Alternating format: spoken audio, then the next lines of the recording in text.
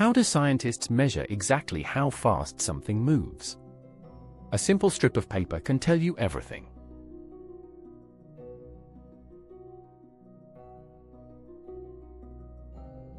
A ticker timer stamps dots on tape at a fixed rate, like 50 dots every second.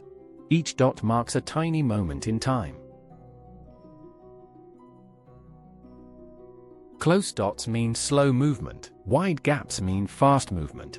The spacing tells you the speed, like footprints of a runner.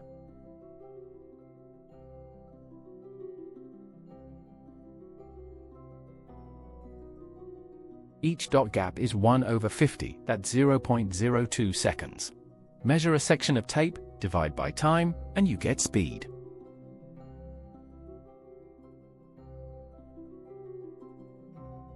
Watch out! Count the gaps between dots, not the dots themselves. 5 dots give you 4 gaps, not 5.